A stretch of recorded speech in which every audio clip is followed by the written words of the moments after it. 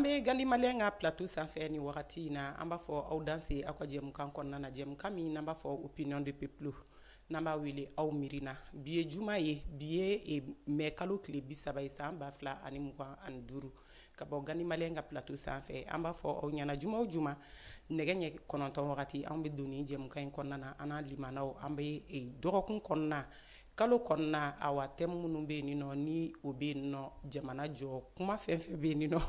n'an k'an da s'a ma ka walawala ayi i b'a ye an bɛ na ni o ye a kɔnɔ an b'a fɔ n'an donna ni jɛmukan in kɔnɔna na an bɛ na ni mɔgɔw de ye mɔgɔ minnu bɛ yen n'u hakilina ka bon n'u hakilina carinen don jamana bɛ taa sira minnu fɛ a ka ja diɲɛ yɛrɛ bɛ taa sira minnu fɛ awa u b'u hakilina u fɔ a la bi an b'a fɔ an ka mɔgɔ welelen o tɛ mɔgɔ dogolen ye an bolo bilen tuguni n'o ye Musa Zan Jara ye ka bɔ Kati awa an b'a fɔ aw ɲɛna bi an da bɛ se ɲininkali dama dama ma an ka thème kɔnɔna na ni o dɔ bɛ ta an y'a ye k'a fɔ an ye Niger ka premier ministre ni a y'a senfa ka taa Côte d'Ivoire jamana na awa an da bɛna se o ma an da bɛna se fana an y'a ye an ka ministre de la défense n'o ye Sadio Kamara ye a ka déplacement min kɛra ka taga Kidali dugu kɔnɔna na ka tile 2 tagama kɛ awa an da bɛ se o fana ma awa an da bɛna se Burkina fana an y'a ye k'a fɔ Donald Trump ye mɔgɔ ci ka taa Burkina awa an y'a ye k'a fɔ Burkina ni Américains ta kun gɛlɛyala tile 2 la awa an da bɛna se o fana ma awa ni an don ka an ka jɛmukan kɔnɔna na Musa Zan i ni ɲankuma an b'a ɲankuma somɔgɔw dun baasi tɛ yen Katigaw ka kɛnɛ baasi tɛ Katigaw la Aïcha est ce que u tun b'a faamu an ma tile 2 in na bon o tun faamana ma dɔɔni waati n'a cogoya fana tun b'o kɛ quoi awɔ an bɛ aw yɛrɛ fo an bɛ fo Aïcha an bɛ technicien fo an bɛ Katika bɛɛ lajɛlen fo i ka plateau kan an yɛrɛ ka foli b'u ye parce que mɔgɔ caman b'an lajɛ ka bɔ Kati hali dɔ y'a confirmer k'a fɔ ko i bɛ to ka Musa Zan wele a ka analyse ka d'a ye d'accord merci beaucoup an bɛ Ajaratu Keyita fo Kati merci beaucoup awa kan bi an ka ɲininkali bɛ tali kɛ thème ba fɔlɔ min na awa o thème ba fɔlɔ o tɛ thème dogolen ye bi na an y'a ye k'a fɔ bɔlɔlɔsira fara diɲɛ jabarani fɛn fɛn la ka se arajo ma an y'a ye k'a fɔ bi na mɔgɔ caman bɛ yen nɔ u da selen bɛ Niger ka premier ministre ni o wulila k'a senfa ka taa Abidjan jamana kan awa Musa Zan e yɛrɛ hakilina ye mun ye o tagama in na san'an da ka don a kuma bɛɛ lajɛlen kɔnɔ bon Aïcha an y'a ye k'a fɔ tout récemment Niger premier ministre n'o ye Ali Mahamani Lamine Zeyni ale ye tɔgɔma kɛ ka taa Abidjan bɔlɔlɔ kan kuma caman bɛ ka fɔ mais i bɛ hakilina a n'a ka déplacement in ta k'a bila a contexte de kɔnɔ kun jumɛn na a sera Abidjan parce que ja dɔw de yirala bɔlɔlɔ kan an y'a ye ja minnu bɛ yen nɔ qui parle beaucoup parce que souvent on dit que l'image parle que le mot ja bɛ kuma ni kumakan ye donc ja dɔw yera min ye mɔgɔw dabala ban kosɛbɛ o ye Niger premier ministre ani président Alassane Dramane Ouattara bɛ photo min na n'u tɛgɛ dilen don ɲɔgɔn ma donc an y'a ye point ye sugu min don c'était vraiment quelque chose de chaleureux i b'o de ye ja in kɔnɔna na donc ça a interpellé beaucoup de gens minnu yɛrɛ ɲininka surtout ceux qui tentent vraiment d'apporter leur analyse hali n'o y'a sɔrɔ kuma min kɛra ko in kɔnɔna na ni u ka ɲɔgɔn ye kɔnɔna na ni fɛn ma fɔ a kan mais mɔgɔ bɛɛ y'i ka hakilinata fɔ mais an bɛ fɛn in bila contexte min kɔnɔ dɔrɔn Niger premier ministre d'abord il est après tout le ministre de finances du Niger donc a y'o fɔlɔ de a kun y'o de ye fɔlɔ donc bien avant même d'être premier ministre donc il occupe les deux postes donc a taara contexte min kɔnɔna na o ye BAD ka assemblée générale de tun bɛ yen nɔ BAD ye jumɛn BAD ye banque ye farafinna bɛɛ jɛ banque don an b'a fɔ banque africaine pour le développement donc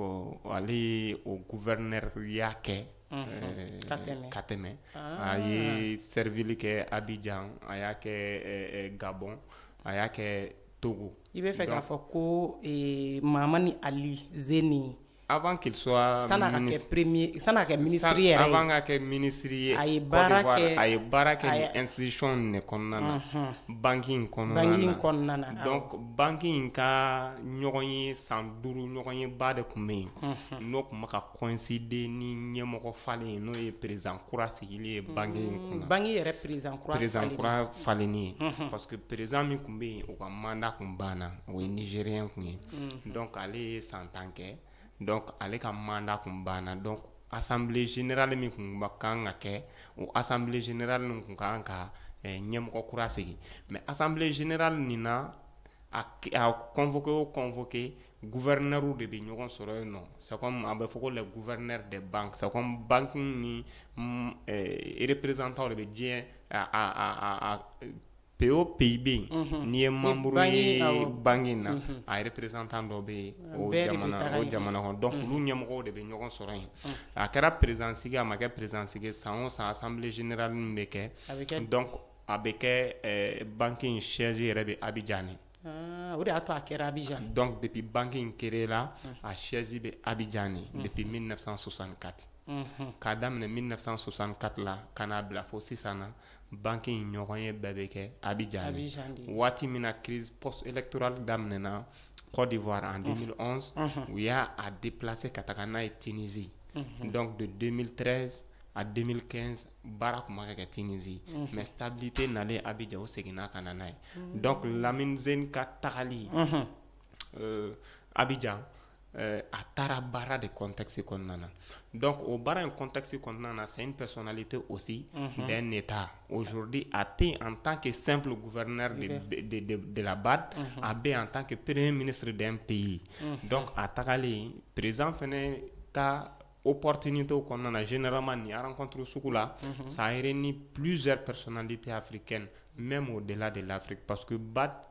actionnaire tɛ Afrique dɔrɔn donc jamana belebeleba caman bɛ yen nɔ qui sont actionnaires de la BAD c'est comme o de la diɲɛ jamana 81 olu de ka wari bɛ action na BAD kɔnɔna na banque kɔnɔna na donc o de la président Alassane bɛ temps d'audience dɔ accordé personnalités ye donc o temps d'audience minnu bɛ accordé donc Lamine Zeni ka rencontre kɛra avec Alassane o de cadre kɔnɔna na donc voilà o de la photo bɔra mais a ma wuli visite officielle d'état la c'est comme k'a fɔ ko Niger président Tchani y'a ci k'a fɔ k'a ka taga baara ɲɔgɔnya cadre la ani Ivoire président ni ɲɔgɔn cɛ a ma t'o cadre la o yɔrɔ fɔ ka wɔrɔ dɛ parce que BAD ka assemblée générale n'o ye ka président kura sigi tun ye o de baaraw tun bɛ yen a tagara o de cadre kɔnɔna na donc an yɛrɛ y'a ye k'a fɔ Mali yɛrɛ participera la parce que Mauritanie min yɛrɛ kɛra a président kura ye ɲan'a ka présidenya fɛn cɛ délégation nana yan nɔ pour que kana Mali ka voix ɲini donc u taara Niger fɛnɛ u taara jamana wɛrɛw la donc an bɛ se k'a fɔ Mali ka premier ministre kɔni tun tɛ kɛnɛ kan mais Mali ka délégation tun bɛ kɛnɛ kan yen fana an bɛ fɛ k'a fɔ i b'a fɔ an lajɛbagaw kɛlen bɛ ka ja ninnu ye cogoya min na k'a kɛ i b'a fɔ an bɛ jɛkulu la sisan n'o ye fédération l'AEC an y'a k'a fɔ AEC premier ministre ma wuli ka bɔ Niger kɛrɛnkɛrɛnnenya jamana tɔgɔ la k'a fɔ k'a bɛ taga Alassane Dramane rencontrer mais a tagara canal dɔ wɛrɛ de kɔnɔna na min tɛ o ye donc pour que précision de don mɔgɔw k'a faamu mais jateminɛlikɛla dɔw bɛ yen nɔ i b'a fɔ ko a bɛ fɔ les analystes donc caman y'a tenté k'a fɔ ko est-ce que nin ɲɔgɔn ye in tɛna kɛ sababu ye ka crise min bɛ entre le Niger et la Côte d'Ivoire ou bien d'un mot entre l'AES et la Côte d'Ivoire qu'est-ce que nin tɛna kɛ sababu ye ka se k'o décrypter un peu yalima kumakan min bɔra fɛn kɔnɔ hali n'o y'a sɔrɔ a ma fiti ta fɔlɔ est-ce que nin tête in na a tɛna kɛ sababu ye Ivoire ni jamana saba in c'est que sigi ka kuma kuraw ka se ka lakurakuraya u ni ɲɔgɔn cɛ surtout gɛlɛyaba min bɛ yen nɔ diplomatie sira kan qu'est-ce que nin tɛna kɛ sababu ye ka se ka dɔ bɔ o gɛlɛya in na donc mais il faut reconnaître que mɔgɔw ka fɛn dɔ faamu quand les intérêts des pays sont menacés, donc chacun est censé se défendre pour protéger son intérêt. Mais autant il y a une guerre ouverte de là entre nous. Il faut reconnaître qu'aujourd'hui, Ivoire fait partie des potentiels investisseurs au Mali. Les Ivoiriens font partie des investisseurs au Niger, ils font partie des investisseurs au Burkina. Donc, en cas intérêt d'eau de bien, diplomatie sera quand, et politique sera quand. Donc, en affrontement avec là, ça c'est obligatoire. Donc, mais en ce qui concerne l'intérêt économique, donc au fin de non nous lié nous on a quel est tout donc et Mali ma frontière d'Atougou en Côte d'Ivoire, Niger ma d'Atougou ou Burkina ma d'Atougou. Mais mieux qu'à ce que diamogo la somme ko là ka se ka Ivoire yɛrɛ ɲɛmɔgɔw k'u yuguyugu u bɛ ka waleya minnu ta k'an sɛgɛrɛ ou bien ka se ka fɛn minnu ta k'an sɛgɛrɛ c'est que fɔnkɔɲɔgɔnkan ninnu bɛna o de la n bɛ misali dɔ d'i ma o ye jumɛn ye min yɛrɛ Ivoire ni Niger ka crise créé wa min y'a gɛlɛya crise politique parce que waati min na coup d'état kɛra Bazoum na jamana ɲɛmɔgɔ minnu wulila CEDEAO kɔnɔna na ko ka embargo kɛ Niger kan Côte d'Ivoire b'o la wa jamana ɲɛmɔgɔ minnu fana ye décision kun ta ko ka intervention militaire kɛ Côte d'Ivoire b'o o soutien bagaw la i b'a fɔ le président Talon i b'a fɔ aussi Macky Sall à son temps o jamana ɲɛmɔgɔ damadɔw de kumakan bɔra kosɛbɛ donc ce qui a fait que sɔrɔsiw kɛlen ka fanga ta donc u fana ye jaabikan gɛlɛnw di ni ɲɛmɔgɔ ninnu ma bon hali sisan o sama-samali n'o kuma gɛlɛnw de bɛ an ni ɲɔgɔn cɛ mais cela ne veut pas dire que k'a fɔ ko il y a une rupture direct fo mɔgɔw ka bila u kunna de k'a fɔ fanga min bɛ Côte d'Ivoire kunna sisan nin nɔ olu bɛ ka taa sira min fɛ ale ni fanga minnu b'anw kunna ale n'anw bɛ fɛ an ka jamanaw ka taa sira minnu fɛ an ka yetaw de tɛ kelen ye o wagatiw la n'o tɛ an ye sigiɲɔgɔnma ye an tɛ se ka taa ka ɲɔgɔn da fɛn dɔw la condamné à aller ensemble sur beaucoup de choses voilà awɔ Musa Zan e yɛrɛ bolo hali n'a sɔrɔ o taa ni ka segin dɔrɔn tɛ premier ministre ka tali la n'o ye Niger premier ministre ye AES jamanaw diɲɛ bunankun kan diɲɛ kɛnɛba minnu bɛ sigi ka jamana yɛrɛ ka droit dɔw ale ni jamana ka ɲɛta fɛn dɔw ɲini yalima droit tɛ AES bolo ka se nin kɛnɛ ninnu caman kan wa Bon, d'abord, droit b'an bolo parce qu'il faut reconnaître que chacun d'entre ces pays-là sont membres de ces institutions là fanga blanc kuna fana ka fa an bɛ taa jamana kɔnɔdenw de fana ka ciw la pour que voilà c'est que an ye ni institution ninnu membre c'est comme a bɛ komi an b'a fɔ ko CEDEAO yani an ka fara ɲɔgɔn kan kɛ confédération ye an bɛɛ tun ye CEDEAO membre ye mais an ka fara ɲɔgɔn kan a kɛ kun ye mun ye l'esprit c'est quoi c'est de créer une force sous-régionale donc an b'a dɔn fana n'an farala ɲɔgɔn kan ça fait un poids dans le domaine de la diplomatie, quand vous donnez un seul mot d'ordre, il va y avoir la main quoi. Kateme, akataka, afoka beta faire nous discuter en rang dispersé ou bien en individuel. Voilà. Je disais que non parlant quand on me sait qu'à poiquer, c'est que en tant qu'une organisation sous-régionale, AESB Romnabi,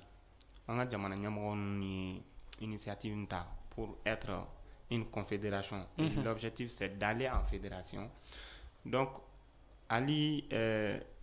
Mohamed Lamine, à la Côte d'Ivoire, il va y avoir sonnette d'alarme. Parce que en bara, il peut parler au nom de Niger, mais il peut parler aussi au nom de l'AES. Mais, à Famba, à intérêt bas, lui, il est membre du conseil, même du conseil de la BAD. Mali fait membre à Burkina fait membre à donc ça fait aussi du poids. Donc, nous avons intérêt à faire défendre ces trois pays-là, en bébé pour défendre cet intérêt-là. Donc, il va y avoir présent, il reste d'abord. Le Mauritanien, comment il s'appelle, Sidi Ould Tah. Donc, lui a pu demander en fait. On nana parce que fin une flène au nyamoko sigi mi fene don campagne ne bala pré-campagne ne bala donc abina jamana munu membre a kono il peut être les candidats ou le pays même parce que c'est le pays qui porte parce que c'est le pays qui est membre jamana de be moko désigné kataka kono donc ni jamana ye min désigné ni ye candidat comme e b'a ka jamana ka drapeau de représenter donc o de la u bɛ tour kɛ pays de caman fɛ ka na an ka voix ɲini donc heureusement Mali y'a ka voix di Mauritanie ma et Mauritanie est devenu quand même le nouveau président de la BAD donc o bɛ se ka kɛ fɛn fɛnɛ ye fɛn min bɛ se k'an dɛmɛ source de financement là. Donc dans notre pays et dans l'espace ailleurs aussi dans les jours à venir. Pour moi la présence du premier ministre nigérien en Côte d'Ivoire voilà fin wɛrɛ tɛ a taara cadre min kɔnɔna na o kun ye Banque africaine de développement ka assemblée générale min kun bɛ yen ni a coïncidera fɛnɛ ni président kura sigilen a taara o cadre kɔnɔna na et c'était aussi normal qu'il rencontre le président ivoirien donc u ka se ka échanger sur d'autres d'intérêt qui nous lient. An b'an to o yɔrɔ la Musa Zan awa n'an y'an da maga Niger la awa an hakili bɛ jigin Niger président kɔrɔ la n'o ye Mahamani Bazoum ye an y'a ye k'a fɔ bɔlɔlɔ sira kan sisan ni dɔ ale ni an ka kunnafoni siraw la an y'a ye k'a fɔ an kelen bɛ ka guruguru kumaw caman mɛn k'a ye Bazoum filɛ nin ye depuis kuma min na ni coup d'état kɛra a la Niger kɔnɔna na an y'a ye k'a fɔ u ka bibi na mɔgɔ min bɛ présidentya la Niger n'o ye Tiani ye u y'a laɲini kɛ Bazoum k'a ka démission rendi ka bɔ k'a fɔ ko a tɛ président ye tuguni pour que kow bɛ se ka nɔgɔya an y'a ye Bazoum ma sɔn an y'a ye CEDEAO yɛrɛ wulila i komi sisan nɔ an bɔra ka min fɔ intervention militaire ninnu Faransi b'a fɔ Bazoum ka na signer Bazoum ka to ale de ye président ye sisan nɔ ko tile fila in na Bazoum de bɛ delili la ko fo ale ka o papier signer ka bɔ présidentya la yalima nin tɛ yɛlɛ ko ye dɛ yalima Bazoum ka signer bi ka démission signer ou bien kana signer a nafa jumɛn bɛ se Niger ma. Bon, en réalité, nafa t'a la quoi. Pour moi, parce que la page de Bazoum est déjà tournée. Oui. Bon, mon ye ale nɛgɛn k'a fɔ ko kana sɔn an bɛ fɛɛrɛ kɛ k'i lana bi e collabore maintenant avec les pays de l'AES. Donc e collabore maintenant avec le Niger. Qui est le perdant? C'est lui. Donc, au-delà, depuis le début, ne kelen ka kuma in mɛn dɔrɔn avant que n ka nin yɛrɛ ye premier ministre ka visite la Côte d'Ivoire ani Alassane ka ɲɔgɔn ye la ne y'a bila n ka page kan fɔlɔ n ko donc ko la page de Bazoum est officiellement tournée pour ses amis. Parce que n'i y'a ye e bɛ fɛ k'a fɔ n'i y'a ye k'a fɔ Bazoum teriw yɛrɛ y'u tɛgɛ bɔ Bazoum kan na. Ils n'ont plus le choix. Ils n'ont plus le choix. Dans la mesure où fɛn min tun bɛ se ka pression kɛ Niger kan n'o tun ye CEDEAO contexte kɔnɔna ye an bɔra o CEDEAO contexte kɔnɔ on a tourné la page de la CEDEAO. Donc aw bɛna se ka mun de kɛ pour faire revenir Bazoum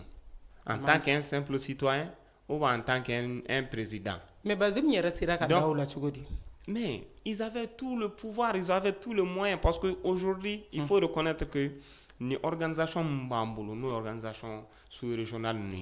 nous CEDEAO, nous Union africaine, il y a donc manquement badé ne ba kono parce que c'est des institutions qui sont pilotées ailleurs. Donc jamana nyemoko munu be no akuna, o jamana nyemoko yɛrɛ ka décision souveraineté structure nunu kan ko piloter. Mais organisation internationale minnu bɛ yen nɔ i bɛ taa sɔrɔ Union européenne n'an y'an da maga ale yan sisan o bɛ taa sɔrɔ Faransi olu de ka politique bɛ ka influencer structure ninnu kan n'o ye CEDEAO ou bien n'o ye Union africaine donc o CEDEAO ye nin décision ta donc ko Bazoum bɛ bila ils ont allé même juste dire qu'ils vont mobiliser à peu près au minimum 5000 hommes k'a fɔ k'u bɛ taga n'a ye Niger pour faire une intervention militaire appuyée par la France qui n'est pas membre de la CEDEAO ni moins membre un pays de l'Afrique. Donc, il va y avoir quoi. Parce que selon leurs textes, selon leur stratégie, Bazoum Yuluka Mrosigileni, Bazoum est légitime, mais on va bara minke, il faut que Bazoum kato une diakoyala. Même si les Nigériens ont fait, on va maintenir Fangala. Donc, vu que les militaires ont compris, vu que la population civile a compris que nous tɔ ta tɛ jamanadenw ko ye ninnu ta ye mɔgɔ ko de ye donc olu yɛrɛ fɛnɛ ko k'an bɛ fara sɔrɔsiw kan. Je vais te dire que CEDEAO ka décision radicale min taara contre le Niger o de ye Nigériens yɛrɛ tɔ sɔn sɔrɔsiw ye ka sɔrɔsiw légitimer parce que décision an b'a dɔn c'était une décision inhumaine illégale et illégitime. CEDEAO ka texte foyi tɛ yen k'a fɔ ko a b'a kɔnɔna na k'an ka datugu da la an ka embargo bin u kan ka courant tigɛ u la ka wari tigɛ u la ka fura tigɛ u la ka frontière datugu balo tɛ don fura tɛ don foyi tɛ don donc il faut imaginer un pays enclavé a tɛ kɔgɔjida la wa diɲɛ jamanaw fɛnɛ ka sariyaw kɔnɔ u y'o bɛɛ violer parce que jamana o jamana bɛ yen k'a tɛ kɔgɔjida la ɲangini sugu dɔ bɛ yen o man ka ta ka d'a kan donc ils ont violé tous les droits tous les règles même olu yɛrɛ ye min kɛ aw bɛ ka dɔ kɛlɛ k'o ye sariya dɔw sɔsɔ aw yɛrɛ fɛnɛ nana sariya sɔsɔ pour que k'a b'o tigi gɛn ka bɔ fanga la donc o de la Bazoum ka bi nin kuma in n fana y'a ye bɔlɔlɔ siraw kan k'a fɔ ko Bazoum cherche aujourd'hui à chercher une démission parce que mun na démission in bɛ ale Bazoum de kun protéger à son temps pour dire que tu es un ancien président reconnu et protégé par la République il faut que tu aies un statut mais ni statut tɛ la dun e bɛ se ka protéger cogo di e bɛ se ka président kɔrɔ jɔyɔrɔ ta cogo di hakɛ min kan ka di président kɔrɔ ma e bɛ se k'o lasɔrɔ cogo di k'a sɔrɔ e ma sɔn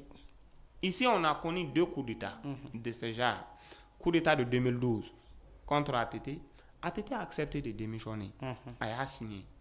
IBK aussi a accepté de démissionner lui aussi il a signé sa démission avant de partir mais Bazoum a dit non et aujourd'hui ça fait à peu près bientôt 3 ans i b'o cadre kelen kɔnɔna na mɔgɔ bɛɛ kumana ka sɛgɛn Bazoum i b'o cadre kelen kɔnɔna de la même pour que i ka famille ka se ka labila ça a été vraiment un problème a ma nɔgɔya donc an bɛna min fɔ dɔrɔn c'est bon je peux dire que c'est une peine perdue pour Bazoum et aujourd'hui Tchani et son équipe peuvent prendre pour tout leur temps n'a u ja b'a d'a ma n'a mu ja b'a to yen e bolo sisan nɔ a ye démission yɛrɛ de a m'a rendi n'a fɔra ko Bazoum ye Niger président kɔrɔ ye ani fɛn minnu tun kan ka mais il n'a pas encore fini parce que il sera jugé mɔgɔ min ma démission rendi mais il sera jugé donc e bolo k'a fɔ a minɛlen bɛ sɔrɔsiw bolo ten parce qu'ils ont peur de le libérer non aujourd'hui u bɛ se ka Bazoum bila yɛrɛ a bɛ to Niger il peut rien faire mais on va garder parce que au moment opportun ils vont le juger c'est ce que le peuple nigérien aussi a demandé ne bɛ fɛ ka min dɔn sisan nɔ est-ce que a ka démission rendili na a rendi baliya nafa foyi t'a la parce que e b'a dɔn démission ko in ye min ye organisation internationale ninnu bɛ mun de kɛ quand il ne démissionne pas et il ne reconnaît pas l'équipe de Tchani en tant qu'autorité légitime du Niger donc toujours c'est Bazoum qui est reconnu comme le président du Niger donc a bɛ komi dugutigi duguntan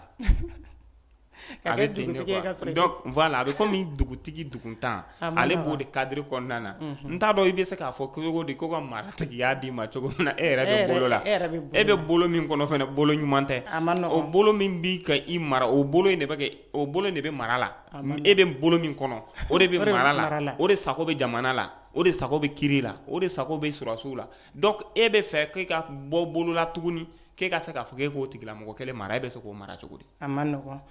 awa an b'an to yen nɔ an bɛ na Mali kɔnɔ yan nɔ min ye an yɛrɛ ka kɔrɔnyan fan fɛ an bɛ taa Kidali an y'a ye k'a fɔ an ka ministre de la défense n'o ye Sadio Kamara ye an y'a ye a ye tile 2 taama kɛ ka taa Kidali awa an y'a ye k'a fɔ fana a ye interview dɔ fana accordé journalistes la an y'a ye o fana ye bɔlɔlɔ siraw minɛ ka tila ka jabaraninw ni diɲɛ fan bɛɛ ye a information caman ye awa e yɛrɛ bɛ mun ye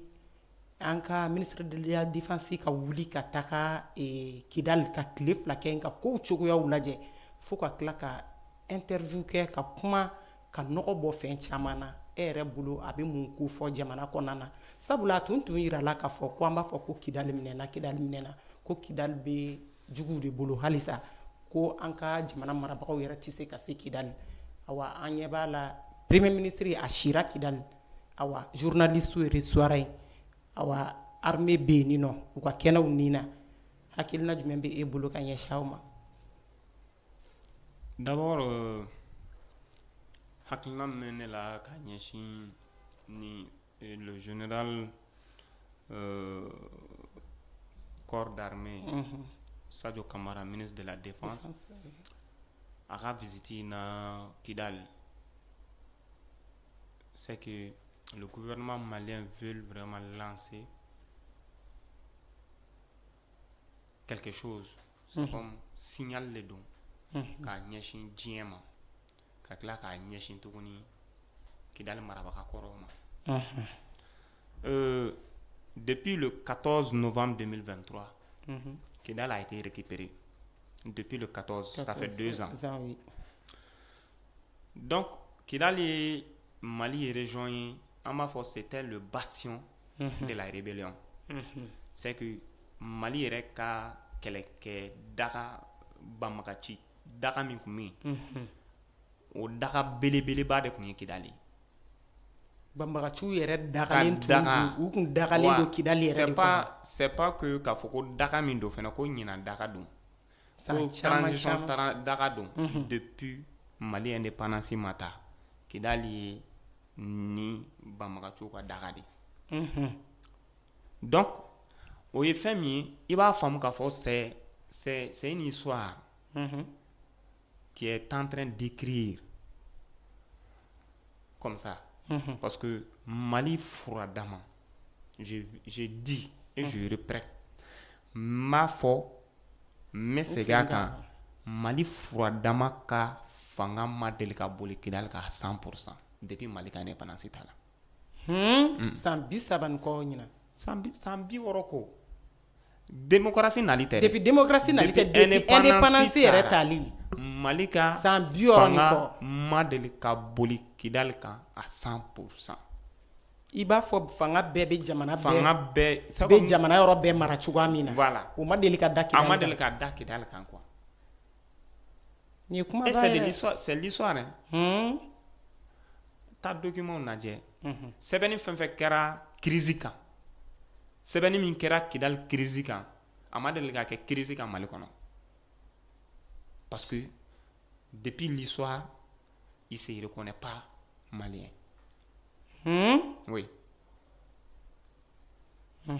Donc, fin minute donc, mara fin fait kera Kidal ka mara bekera ni accordé. Benkanw de bena ka sigi ka fɔ bon ni ne kan ka kɛ an sɔnna ma an bɛ fanga tila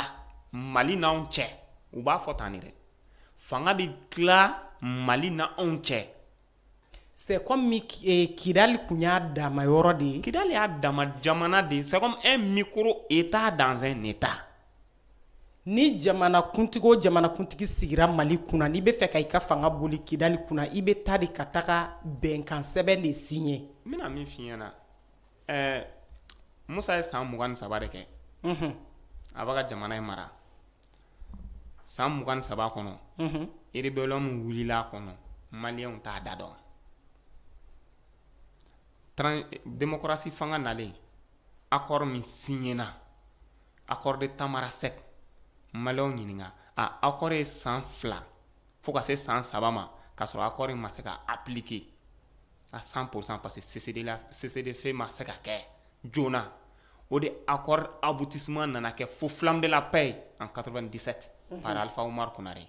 Au accord clé de continuité nana kɛ 23 mai 2004 à Kidal. An kila ka segin tuguni ka taa accord d'Alger la tuguni en 2006. Ka kila ka bɔ accord d'Alger la ka taa accord de Ouattara tuguni. Ka bɔ accord de Ouattara ka kila ka na accord d'Alger la. Wa bɛɛ Kidal de. Bɛɛ bɛ se ka taa ka fɛnw lajɛ. Aujourd'hui an yɛrɛ ka jamana ɲɛmɔgɔ min bɛ fanga furancɛ kunna bi n'o ye Asimi a ka déclaration dɔ la ani jamana an b'a fɔ cogo di an ka autorité traditionnelle ni ɲɔgɔn cɛ a ko olu bɛna waati min na pour que jamana in marabaga ka don Kidal ka taga visite la a bɛ wari de di Kidali marabagaw ma pour que a ka se ka don ka taga visite la. Ça c'est un premier aspect. Mali kɔnɔ yan. Le second aspect, pour que i mana taga fɛnɛ pour que i ka se ka lakana diɲɛ jamanaw ka fanga tɔn min surasi kulu tɔn minnu bɛ yen n'o ye MINUSMA ye olu de tun b'i lakana ou bien MLA surasiw de tun b'i lakana. Et de 2011 je peux dire 2012 ka n'a bila fo 2023 kunna chaque le 6 avril MLA fête leur indépendance à Kidal. Chaque le 6 avril u tun b'u ka défilé militaire kɛ 6 avril de tun y'u ka date d'indépendance ye. Awɔ. Kidal yɛrɛ tigi sɔrɔli. N bɛna min f'i ɲɛna sa. Ayi jaja mɔgɔw tun b'a fɔ ko jamana in tilalen don jaa an bolo ko manamanakan de don. Aw bɛ ka min ye n'i ye Azawad carte ta. Azawad carte i bɛ Mali carte lajɛ géographiquement c'est de Kidal Tombouctou jusqu'à Ségou Marakala. Mɔpti bɛɛ b'a kɔnɔ. Marakala sa Marakala pont foyi. Marakala kelen pont. Carte lajɛ Azawad dan ne tun ye couleur o sabulu in u b'o kɛ ka dan yɔrɔ min na fo Marakala. C'est que le 2/3 de la superficie malienne o de tun y'u ta ye 2/3 de la superficie du Mali. Ayi Musa an kan ka taa Kidali n'a ma ɲɛ ko Kidali kɛra an ta ye san joli san 60 ni kɔ Malien bɛɛ kan ka taa Kidali ka taga séjour kɛ Kidali. C'est juste pour te dire que mɔgɔw bɛ ka fɛn in filɛ i b'a fɔ fɛn denni de don quoi. I b'a fɔ ko fɛn denni bilahi fɛn denni tɛ. Ninnu ko de ko pour que olu ka sɔn ko k'u da don Maliko la ko fo bɔ ko jamana ka olu ta k'u bila u sagona baara yɔrɔ la k'u bila u sagona jala d'u ma u ka don armée kɔnɔ. O bɛɛ kɛra ne. C'est comme n'u bɛ fɛ ka kɛ gendarme ye u bɛ fɛ ka kɛ douanier ye u bɛ fɛ ka kɛ soldasi ye quota dɔ de bɛ d'u ma wa fana u sago bɛ poste min na jala min bɛ d'u ma o de fana bɛ d'u ma. O de la an b'a fɔ depuis an ka dɔgɔn u b'a tulonkɛ kuma fɔ k'u taara bagɛnɔ ta ko ka jala d'u ma ko k'o don armée la. On était petit mais an kɔrɔbayara on a vu la réalité. Donc k'a ye k'a fɔ président min tun b'an kunna n'a ka fanga dafere la ale yɛrɛ ko yan nɔ a ka meeting senfɛ ko mɔgɔ si ka o ci tɛna ale pousser ko ka taga Kidali. A y'a fɔ. O kɔfɛ an yɛrɛ ka jamana ɲɛmɔgɔ premier ministre kɔrɔ dɔ ale ka mission dɔ la Kidali an y'a ye k'a fɔ massacre de kɛra Mali sɔrɔsiw la yen ko parce que bɛn ma kɛ minnu ta ye Kidali olu ma sɔn. Tiɲɛna ni maliyɛnw hakili jiginna o donni na. Olu ma sɔn k'a fɔ ko Mali premier ministre n'a ka délégation ka taa k'olu ma sɔn mun n'o bɛ taga. Ils ont ouvert le feu à la délégation officielle d'un premier ministre. O y'a sɔrɔ premier ministre yɛrɛ b'a kalama k'a fɔ ale tɛ se ka don Kidali n'a ma sara dɔ la. Mais ko i bɛ wari de sara wa olu de b'a fɔ k'a ka sɔrɔsiw tɛ nin kɛ. An ka sɔrɔsiw donna même bɛnkan min kɛra MINUSMA nalen bɛnkan min kɛra accord min signé na Mali ni ninnu cɛ ni accord d'Alger en 2015 an ka sɔrɔsiw taalen an ka sɔrɔsiw kun campelen don kan kɔnɔ ils n'avaient même pas le droit ka bɔ wa n'i bɛ yaala fana i bɛ tenue civile de don wa i ni marifa tɛ se ka yaala Kidali kɔnɔ a fɔ fan bɛɛ tɛ Mali wa an ka sɔrɔsi bɛɛ b'a kalama MINUSMA de tun bɛ Mali sɔrɔsiw la ka na Kidali de 2013 i bɛ k'a nalen 2014 2015 accord min signé na k'a daminɛ o la ka n'a bila fo coup d'état la ninnu de tun bɛ Mali sɔrɔsiw la ka na Kidali o tun b'a fɔ armée reconstituée tun tɛ yen. C'était MLA qui protégeait l'armée malienne plus MINUSMA. A di ɲɛkɔrɔ dɔrɔn ministre de la défense jamana den jugu dɔw ye halisa olu de b'o MINUSMA ni nin ye victoire de ye o c'est historique mɔgɔ bɛ ka ko in bila yɔrɔ o yɔrɔ a kan ka tɛmɛ o bɛɛ kan a bɛ o bɛɛ ni san cɛ quoi bi Mali corps bɛɛ bɛ yen Kidali o de la Sadio ka tagali an bɛ a fo quoi moi je salue d'abord l'esprit je salue l'acte parce que fɛnba dɔ de kɛra ko in kɔnɔ fo mɔgɔw k'o fana faamu visite dɔrɔn tɛ symbole min fɛnɛ kɛra fɛn kɔnɔ i b'a ye k'a fɔ jamana ɲɛmɔgɔ yɛrɛ ye baara dɔ bila sen kan o baara in na u b'a fɔ ko ministre ka taasira a 3e édition de ye nin c'est comme ministre bɛɛ bɛ na malikura taasira donc malikura taasira in na ministre bɛ na bɛɛ b'u sigi i ye baara min kɛra i ka fɛn kɔnɔna na bɛɛ b'i ta fɔ u b'a fɔ kan fila la en français et en bamanankan donc Sadio ko o émission in fɛnɛ kɛra Kidali de a tagalen fɛnɛ an ka surasi minnu binna reconquête la an ka surasi minnu binna an ka premier ministre kɔrɔ ka tagali la Kidali a toro olu ka kaburu a taara jura o kɛnɛ kan a ye tubabukan dɔ fɔ yen tubabukan ça m'a touché c'est très profond ko ces soldats tombés ici, leur sang a nourri notre détermination à combattre le terrorisme et à préserver la souveraineté du Mali. Ko nous surasi munu salen filɛ munu su dalen bɛ yan ko nunu joli de ye c'est que nunu joli de lié olu ni na kura lawuli olu ka se ka banbagaci wale k'o kɛlɛ jamana kɔnɔ ka tila ka jamana ka yɛrɛma hɔrɔnya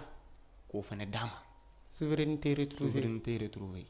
hali n'i tɛ jamanaden ɲuman ye ko wa k'u ka saya nin kuma in kan k'i fa k'u ma sa fu ale Sadio il était le commandant des gardes lorsque Kidal est tombé en 2012 Sadio ko k'ale bɔra cogo min na ale ye chance sɔrɔ ka bɔ mais k'ale frère d'armes caman bɛ yen minnu ma chance sɔrɔ i b'a fɔ k'ale ye chance sɔrɔ cogo min na ka bɔ k'u caman tora la de 2012 à maintenant ale de commandant de chef ka na kɛ ministre de la défense donc i yɛrɛ ka taa i jɔ dugukolo kelen kan parce que don min na sɔrɔsi caman bɛ bɔ Kidali o ni ɲɛji de bɔra il pouvait pas comprendre k'a fɔ ko a donni kelen kama Kidali ka bin a donni kelen kama surasiw kulela yan k'olu janfara yan Tɔnbɔkutu ka bin k'olu minɛ ka Gawo bin ka na fo ka surasiw da k'u kantigɛ fo kɔna diɲɛ bɛɛ y'u ye ka kɔna minɛ a don maa si ma sunɔgɔ Mali kɔnɔ yan ni djihadistes bɛ t'u jɔ f'u bɛ déclaration kɛ ka don fɔ k'an bɛna nin minɛ nin don donc pour te dire que signal fort de don k'a ɲɛsin diɲɛ mɔgɔ la ni janfa kun tɛ ko kɔnɔ MINUSMA ka cɛ 10,013 Barkhane ka cɛ 50,000 jamana kelen kɔnɔ G5 Sahel ka cɛ 50,000 o bɛɛ bɛ jamana kelen kɔnɔ an sera ka Kidali an sera ka Gawo minɛ ka Tɔnbɔkutu minɛ an ma se ka Kidali minɛ o ye janfa ye an sera Kidali da la ko ayi ko a ka ɲi k'an bɛ da yan donc fɛn minnu tun bɛ k'a kɔnɔ bɛnkan min tun b'u ni banbagaciw ninnu cɛ o bɛnkan in tun tɛ se ka olu permettre k'a fɔ k'olu bɛ taga yen minɛ o de la jamana ko aw tɛ se aw ka taa anw yɛrɛ b'an ka destin ta a main c'est pour cela reconquête lancera septembre octobre novembre le 14 Mali surasiw donna Kidali et aujourd'hui Mali administration bɛɛ bɛ Kidali Mali corps bɛɛ bɛ Kidali bi an bɛ yɔrɔ min na an bɛ ka kuma bi na malien kan ka fɔ alhamdulilayi an ka foli bɛ an ka gouvernement ye dɛ an ka foli b'an ka jamana président ye bi n'an b'a fɔ président de la république an t'a fɔ président de la transition dɛ Assimi Goïta an ka foli bɛ général bi na malien kan k'u kun kɔrɔtan Kidali ko la o kɔrɔ ye k'an bɔra an tilala ka segin ka na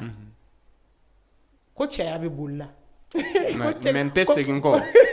o fugariya yɛrɛ ko cɛya bɛ kɛlɛ la ko n'i taara k'i b'i labɛn ka segin ka na i bɛ fɛ k'a fɔ ko kɛra Sadio ka nin tagali boli b'a la sa boli b'a la dɛ i bɛ taa mais n tɛ segin ko de ka jugu an fitinama ni co kun tigɛ i b'i digi i bɛ taa k'a fɔ kare kun na i bɛ sɔrɔ ka gabakurun ta ka segin ka na ou bien i bɛ t'i baga dilan dɔ fɛ fɔlɔ i bɛ t'i labɛn ka segin ka na mais bi alhamdulilayi n bɛ min f'i ɲɛna dɔrɔn il faut reconnaître que maliyɛnw k'a faamu k'a fɔ kɛlɛ kɛlɛ ye stratégie de wa kɛlɛ bɛ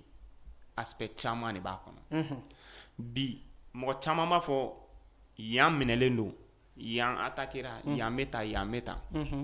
il faut reconnaître que yɔrɔ ka segin an kɔ dɔrɔn dɔɔni yɔrɔ caman tun bɛ yen o tun tɛ tan et chaque fois que e bɛ k'i renforcer il faut reconnaître que chaque fois aussi l'ennemi aussi prend d'autres formes an y'a ye ni tile damadɔ in na Bamakaci walo bɛ ka na ni système kura minnu ye et ils sont mieux équipés aujourd'hui que qu'auparavant i bɛ ka kuma kɔnɔ a y'a kuma fɔ komi attaque min kɛra Burkina bi drone bɛ fɛn b'u bolo drone bɛ djihadistes bolo jamana yɛrɛ bɛ taa fɛn minnu ɲɔgɔn an bɛ ka taa min san armée kɔnɔna na drone bɛ u bolo millions ni millions caman qui leurs équipes qui leur finance donc o de ye hali o de la tout récemment a bɛ nin semaine tɛmɛnen in kɔnɔ Mali ye lajɛrɛba dɔ kɛ Bamako yan lajɛrɛ min ye diɲɛ dɔnnibaga baden wele ka na pour que ka se ka na hakili jagabɔ kɛ Bamakaci walo ka financement bɛ bɔ kɛ sɔrɔ cogo min na a bɛ se ka kɛlɛ cogo di jɔnni b'u kɔkɔrɔ bon i b'a ye fɛnɛ Kidaliko la maliyɛnw tun tɛ min dɔn n'a kun kuma bɛ fɔ ni mɔgɔw tun b'a fɔ ko tiɲɛ tɛ o kun ye k'a fɔ ko sanu bɛ bɔ Kidali an y'a ye k'a fɔ Sadio ka tagali la sanu yɛrɛ bɔli tɛ dɛ sanu tun bɛ labaara ka tila k'a traiter ka sɔrɔ ka bɔ n'a ye Mali kɔnɔ o bɛɛ la u ko k'an ka n'an da kun tu o kumaw la ko sanu tɛ bɔ yen ko sanu tɛ yen yɛrɛ pour dire que sanu min bɛ bɔ o sanu in de bɛ tila ka o mɔgɔ kelenw financer ka jamana kɛlɛ tiɲɛ yɛrɛ la ɲininkali kan ka kɛ nin ko in na donc o de la dɔ b'a fɔ hali kulonkɛ la k'a fɔ ko yɔrɔ in bɛ tan ni yɛrɛ cɛncɛn fugalankolon in k'ala mɔgɔ tɛ da la o ko an t'a t'u bolo wa ko mun an bɛ taa nin bɔ mɔgɔ caman y'o fɔ dɛ denmisɛnninw nin bɛ bɔ a nɔfɛ a la tantɔ k'an ka yɔrɔ in t'u bolo yen ten ko n'a ma ɲa ko an denw ni an faw ni an kɔrɔw caman sara maliyɛnw k'a faamu k'a fɔ dɔw fɛnɛ de sara pour que an bɛ nin yɔrɔ in sɔrɔ cogoya min na wallahi a mètre kelen n'an y'a to u bolo an y'o su janfa o ye tiɲɛ ye o de la Sadio ko minnu sara pour défendre la patrie u joli de baga olu dusukun tɔ la ni kura d'olu dusu la tiɲɛna hali ni tɛ jamanaden ɲuman ye nin kuma ninnu ɲɔgɔnnaw a bɛ mɔgɔ la ɲɛnamaya a b'i la ɲɛnamaya cogoya min na wa a denmisɛnnin dɔw bɛ yen ni u dɔw k'u to saya sikara la u ka kumakan laban kɛra fɛn min ko a kana na bɔ kɛlɛ in dabila bɔ kɛlɛ in bila ka sɔrɔ a ma se sɔrɔ denmisɛnninw ma diɲɛ ye diɲɛ mun ye wallahi denmisɛnninw y'u muso furu kɔnɔya kɛlɛnw den kɛlɛnw den tɛ dɔw yɛrɛ bolo bi k'a fɔ u bɛ ka waleya min kɛ waleya in ma ka kɛ jamana ko de la a bɛ ka kɛ jamana de kama a bɛ ka kan de kama a bɛ ka kɛ siniɲɛsigi de kama e jamanaw tɛmɛna sira fɛ minnu ye nin kɛlɛ dɔn min ka jugu ni nin ye siɲɛ 2 o ye tiɲɛ ye bi ala y'an na jarabi a la il faut que le malien soit solidaire qu'on soit soudé qu'on soit uni an ka se ka ɲɔgɔn dɛmɛ an ka taga ni jamana kanu ni jamana kanu yɛrɛ dɛ o de bɛ malien yɛrɛ fan fɛ bi fɛn min bɛ n tɔɔrɔ dɔɔni n b'a fɔ kɛnɛ kan o de ye an caman bɛ yen an bɛ Bamakɔ yan i bɛ taa sɔrɔ an yɛrɛ ka dugu yaalalen tɛ tɛmɛ dugu 3 kan Mali kɔnɔ o ye tiɲɛ ou bien 2 dɔw bɛ yen nɔ u ma deli ka taa Mali région 3 yɛrɛ ɲɔgɔn na ni olu y'u sigi ka fɔ olu ko analyse kɛ crise in kan c'est que u caman bɛ yen u ye analyse biaisée de kɛ analyse kolon parce que géographiquement tu connais rien sur le Mali pour dire que i b'a fɔ k'i bɛ Mali kɛlɛ ni jamana an dafɛ jamana ni fɛn fɛn kɛlɛ ta k'i b'a comparer i bɛ fili de kɔnɔ k'a kɛ jumɛn Mali bonya an nana sɔrɔ crise kun sera an bara ka se hakɛ min ma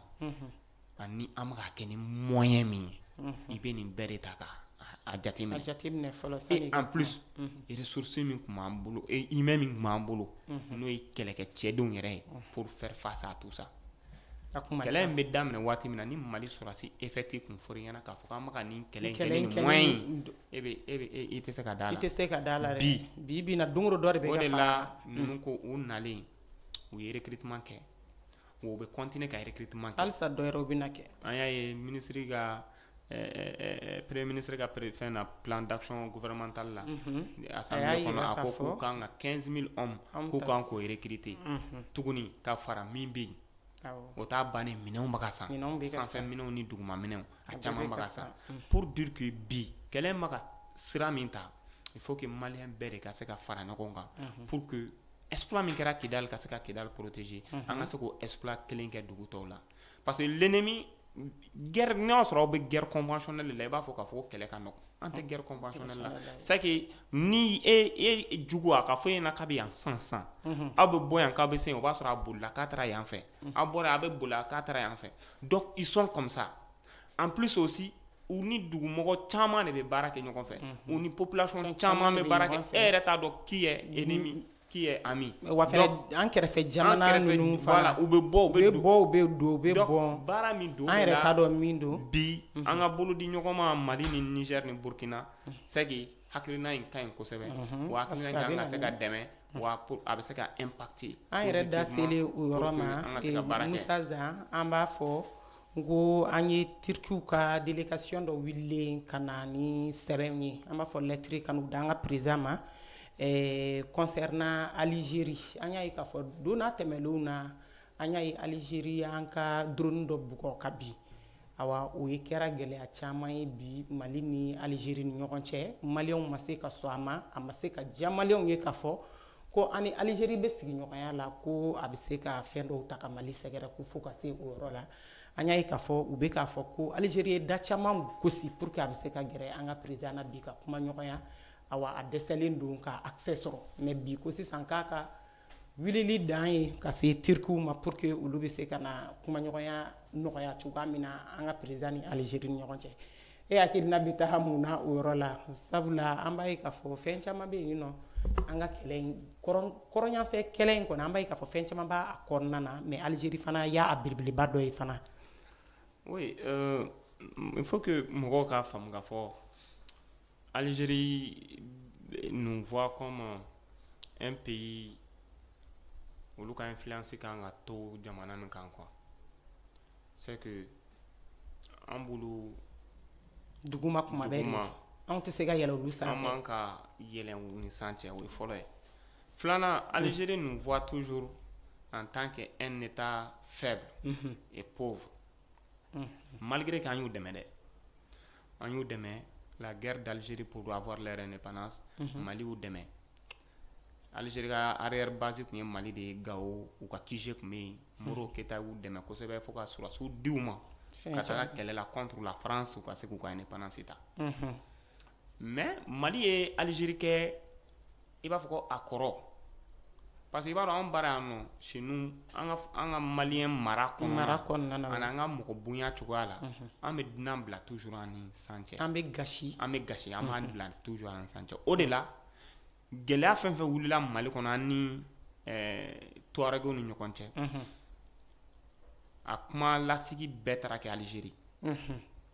donc an b'a ye kelen dɔrɔn de ma kɛ Algérie o kɛra min kɛra Ouaga sinon fɛn fɛn kɛra Algérie a bɛɛ géré là par l'Algérie donc Algérie voit toujours cette crise comme ale ka crise don comme ale ka fɛn don donc les Touaregs aussi qui sont au nord du Mali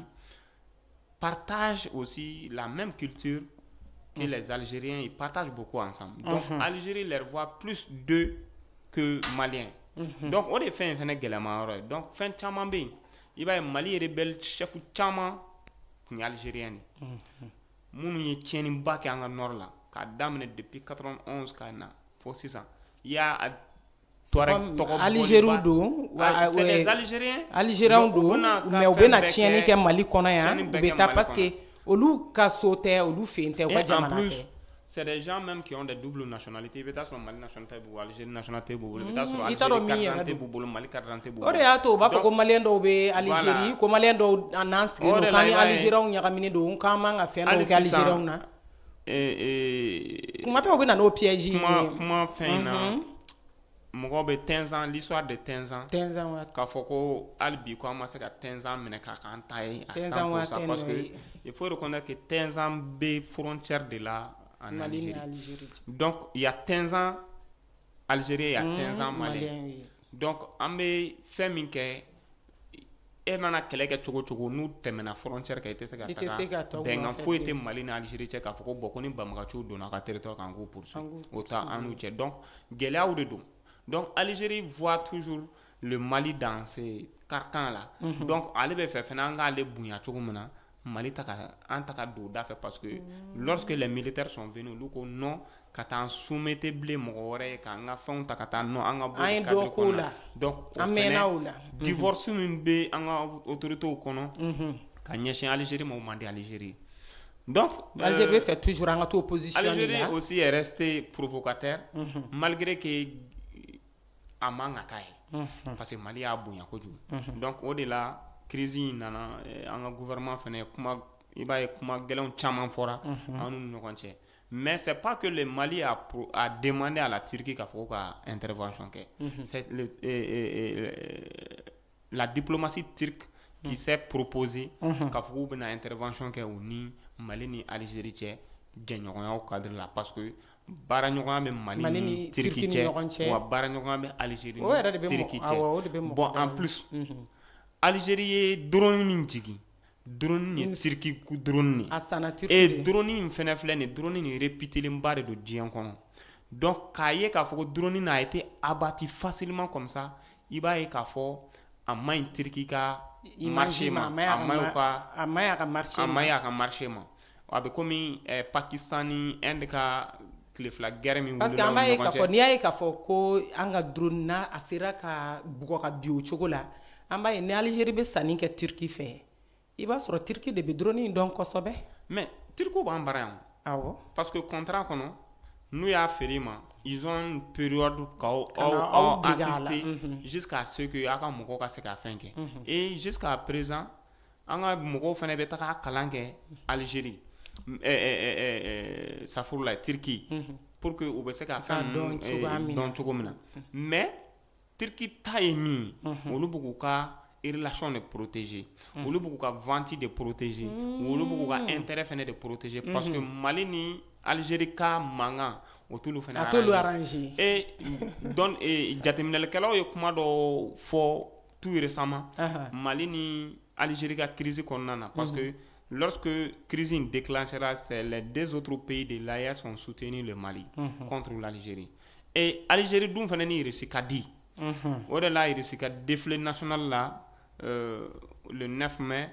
ko Algérie m'a invité pourquoi dɔw ye jateminɛlikɛla dɔw ko est-ce que crise min bɛ Algérie ni Mali ni ɲɔgɔn cɛ o de don wa est-ce que Russie bɛ fɛ ka Algérie to yen wa est-ce que voilà donc kuma caman fɔra kɔnɔna na sinon Algérie ye Russie ka partenaire fidèle le kun ye à son temps mais mun de la Algérie m'a invité donc an fɛnɛ bɛɛ y'a bila minɛ min kɔnɔ o de ye crise diplomatique min bɛ an ni ɲɔgɔn cɛ tout maintenant donc a bɛ se ka kɛ o de fɛnɛ conséquences fɛnɛ bɛ ka yɛlɛ Algérie la dans ce sens avec la Russie maintenant partenariat min fɛnɛ b'anw ni Turkiw ni ɲɔgɔn cɛ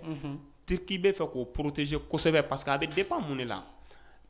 bi anw bɛ ka baara min kɛ ni drone ninnu ye anw bɛ ka sanni min kɛ drone na drone ninnu bɛ ka exploit min k'anw bara o bɛ jamana wɛrɛw fɛnɛ intéresser pour que k'u ɲɛsin parce que n'u y'a ye anw bɛ k'olu san voilà donc ni en plus a ka exploit a bɛ ka baara minnu kɛ terrain kan n ko bɛ misaliya dɔ d'i ma min na Faransi ka Rafale min na Faransi y'a feere Inde ma donc an y'a ye k'a fɔ à quelques heures seulement Pakistan y'a Rafale den 3 de lajigin u ye avion 5 de lajigin mais Rafale den 3 marque française donc a bɛ Faransi ka marché tiɲɛ diɲɛ kɔnɔ a b'u ka marché tiɲɛ Inde n ye Macron ka visite jateminɛ l'autre jour là Indonésie ni jamana tɔ ninnu na Asie du Sud la dɔw wɛrɛ fɛnɛ tɛ o parce que crise min bɛ yen u bɛ fɛ ka taga désamorcer et en plus ka se k'u ka marché protéger dɔw wɛrɛ foyi tɛ n'olu tɛ parce que Algérie protège son intérêt et que la Turquie aussi veut protéger son intérêt donc le Mali va sortir gagnant quand même dans cette histoire parce que ni Turquie ye a fɔ Algérie ɲɛna donc a bɛ tan Algérie bɛ fɛ ani Mali fɛnɛ ka sigi ɲɔgɔn ma ja la Mali bɛ se ka mun de proposer pour que an ka bɛn ayanga drone min kɔni tiɲɛ a b'a sara donc ani ko drone wari ka ca cogo min na an tɛ se ka ja ani yafa ka d'a kan hali ni yafa ma fɔ officiellement u k'u dɛn ka don dadenni fɛ voilà k'u dɛn ka don ka na yafa di voilà donc ne kɔni b'a bila o de minɛn kɔnɔna na an b'a fɔ ani an ka ɲininkali laban ye Musa Zan an y'a ye k'a fɔ bɛɛ tun b'a dɔn k'a fɔ tile fila in na n'o ye Michel Laglé a tun bɔra ka propos min kɛ ka ɲɛsin Burkina Faso ma an y'a ye k'a fɔ Donald Trump n'o ye Amérique président ye an y'a ye a ye envoyé spécial wuli ka taa bi na Burkina jamana na ko walasa k'u bɛ se ka réconciliation kɛ cogoya min na n'u bɛ se ka gɛrɛ Burkina fanga la awɔ hakilina jumɛn bɛ e bolo ka ɲɛsin Donald Trump ka ni mɔgɔ wulilen ma spécial ka taga Burkina jamana kan il faut reconnaître wagati tɔ man jan an bɛ dɔɔnin diɲɛ jamana bɛɛ ka intérêt bɛ ɲɔgɔn bolo koyi américains bɛ fɛ ka segin ka na parce que leur intérêt aussi est menacé dans le Sahel et en Afrique de l'Ouest par la Russie donc américains tɛ fɛ ka an fɛnɛ perdre cogo si la donc u ka diplomate min nana u ka ministère so min ɲɛsinnen don u ni diɲɛ jamana wɔrɔw cɛ bɔli fɛn ma u ka représentant de nana pour que ka se ka na kumaɲɔgɔnya kɛ u ni IBE ni ɲɔgɔn cɛ kumaɲɔgɔnya tɛ dɔwɛrɛ ye k'a fɔ u bɛ fɛ Burkina ni Amérique ka bolo di ɲɔgɔn ma ka se ka kɔkɔrɔma don ka se ka baara k'a kan ani domaine caman bɛ yen u bɛ se k'olu développer cogo min na ɲɔgɔn fɛ donc i b'a ye k'a fɔ kuma in kɔnɔna na dɔw ko est-ce que Michel Laglé ka kuma in ni sababu la américains ye nin dépêché ka na wa ou bien est-ce que ni kun programmelen don kɔrɔlen donc c'est là quand même laisse savoir on va parce que IBE ka kuma kɔnɔ mais mɔgɔ ninnu da ma maga les journalistes ont demandé est-ce que il se reconnaît dans les propos de Michel Laglé a ko ale tɛ o cadre kɔnɔna na donc ale nana cadre min kɔnɔ il se voit dans ça mais k'a fɔ ko mɔgɔ wɛrɛ ka cadre wɛrɛ kɔnɔna ka ɲɛsin voilà a tɛ se ka i prononcer o kan ce qui montre que u yɛrɛ y'a ko porter u y'a dɔn fɛnɛ k'a fɔ ko a ko in kɔnɔna na ko filo kɛra a kɔnɔ bon hali o yɛrɛ fɛnɛ la i b'a ye k'a fɔ Michel Laglé ye a ye interview dɔ accordé chaîne dɔ la tout récemment ça vaut pas 5 jours u y'a seginna k'a ɲininka donc a y'a essayé k'a ka kuma corriger parce que a ko ale ka kuma interprétera cogo min na ale m'a fɔ k'a fɔ ko IBE b'a ka Burkina sanu suɲɛ ko k'a kɛ k'a yɛrɛ kɛ ko ale b'a k'a fɔ de banbagaciw de kelen bɛ ka sanu daga ninnu k'u ta ye sanu ninnu ta ka se ka contrôler wa a wari b'a ka kɛ ka banbagaci walew de kɛ ka se ka Burkina kɛlɛ donc ale ka kuma b'a ka fɔ de kan donc il est temps que Burkina ni c'est comme u ka se ka fɛɛrɛ kɛ donc min bɛ se k'olu bali donc o fɛɛrɛ ninnu kɔnɔna na u ka bolo di ɲɔgɔn ma parce que ale ye Africom ɲɛmɔgɔ de Africom dun fana bɛ yen banbagaci wale kɛlɛli de kama donc il veut retourner mais donc retourner comment au comment il n'est pas ɲɛɲini parce que vu que la Russie est avec nous donc olu t'a dɔn o yɔrɔ yɛrɛ la ne fana bɛ fɛ k'e ɲininka o yɔrɔ la Russie bɛ yen nɔ n'a ye sebaya sɔrɔ jamana minnu kan n'o ye Afrique jamanaw ye n'u ka tɛgɛ di ɲɔgɔn na fanga bonyana u ni jamana minnu ni ɲɔgɔn cɛ yalima américains place bɛ o jamana ninnu kɔnɔna na sabula Russie ni américains fana ti bɛn dɔn bon o place bɛ yen parce que souvent an ka domaine d'intervention tɛ kelen ye dɔɔni parce que an ta la an ni Russie ta ye partenariat min ye o ye c'est basé sur certains axes axe dɔw bɛ yen nɔ i b'a ye Russie tɛ fɛnw kɔnɔ kosɛbɛ maintenant américains ta filɛ nin ye an n'olu bɛ baara kɛ domaine wɔɔrɔw fɛnɛ kɔnɔ spécifiquement i b'a ye k'a fɔ kɛnɛya domaine kɔnɔna diplomatie fɛnɛ la Nations Unies kɛnɛ kan fɛn caman bɛ yen nɔ diɲɛ kɔnɔ fanga bɛ américains fɛnɛ n'o la donc nous bolo be ɲɔgɔn bolo o bɛ se ka facilité d'aw ma a ka se ka don wo dɔw kɔnɔ